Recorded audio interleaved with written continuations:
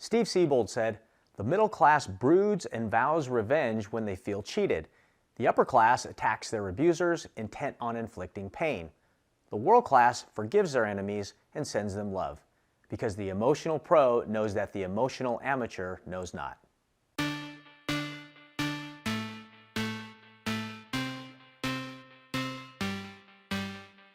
Welcome everyone to World Class Wednesdays. Today's lesson is Champions Know Revenge is for Amateurs.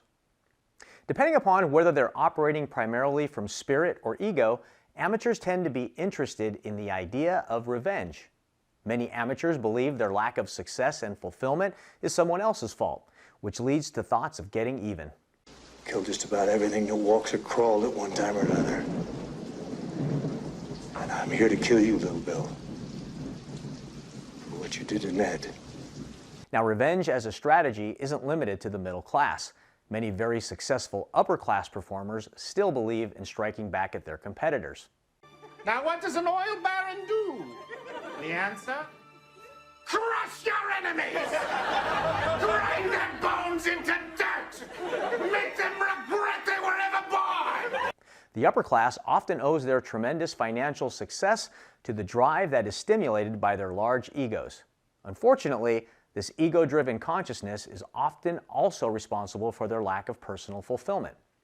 The upper class tends to believe the key to fulfillment is to gain greater success, and they're baffled when this formula doesn't work. The upper class is operating out of fear, and this mindset says revenge on the so-called guilty party will give them satisfaction. Of course it doesn't. Amateurs also look for ego gratification in revenge.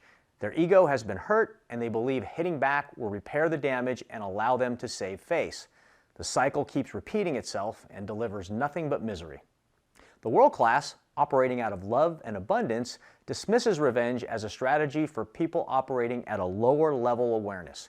The great ones know you can't fight hate with hate. The only power in the universe worth projecting is the power of love. The pros know if they are cheated by an amateur, it's to be expected, because amateurs act out of fear. Their fear-based consciousness thinks irrationally, so their improper or unethical acts are to be expected. Champions feel empathy for amateurs because all of the great ones are former amateurs themselves. Your action step for today is to decide to abandon any thoughts or plans of revenge. Don't confuse forgiveness with weakness. Anyone can hold a grudge. It takes a person operating at a higher level of awareness to forgive.